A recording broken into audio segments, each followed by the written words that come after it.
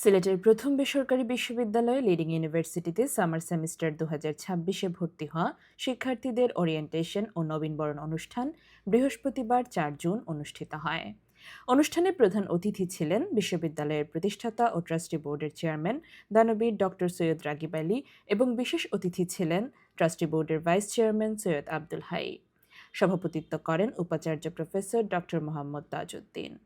প্রধান অতিথির বক্তব্যে ডক্টর সৈয়দ রাগিব আলী বলেন, বিশ্ববিদ্যালয়ের স্কলারদের ছাড়া শিল্প চলতে পারে না।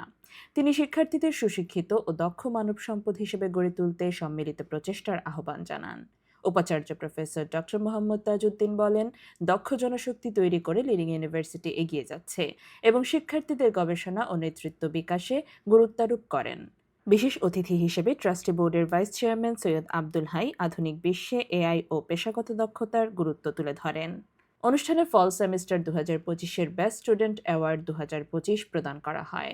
পুরস্কারপ্রাপ্ত শিক্ষার্থীরা হলেন ইশরত মাহজাবিন মান্নি, বিবিএ; হুমায়রা হক ইমু, tourism and hospitality management; তোহফা Hossain Nova, ইংরেজি; শেখ মুসাম্মদ রাজনা, ইসলামিক স্টাডিজ; সাদিয়া জান্নাত, সিএসসি; তাহিয়াত রশিদ, সিভিল ইঞ্জিনিয়ারিং এবং ফাতেমা তাসনিম সাবিহা, ট্রিপল ই।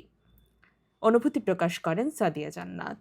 স্বাগত বক্তব্য দেন রেজিস্ট্রার মোহাম্মদ মফিজুল ইসলাম। এছাড়া বক্তব্য দেন সৈয়দ আব্দুল হান্নান, ডক্টর সাদিয়া মালিক Chowdhury, professor doctor Bashir Ahmed Bhuiyan, professor doctor Mohammad Rezaul Karim, professor ডাক্তার মোহাম্মদ আব্দুল মজিদ মিয়া, ইঞ্জিনিয়ার মোহাম্মদ লুৎফুর রহমান, মোহাম্মদ কবির আহমেদ, মোহাম্মদ মাহবুবুর রহমান ও কাজী মোহাম্মদ জাহিদ হাসান।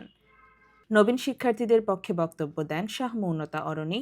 অনুষ্ঠান সঞ্চালনা করেন জহুরা জামিন জোহা ও মোহাম্মদ এনাম আহমেদ। কোরআন তেলাওয়াত করেন জামিউর রহমান এবং গীতা পাঠ করেন অবিরাম গোপাল দাস।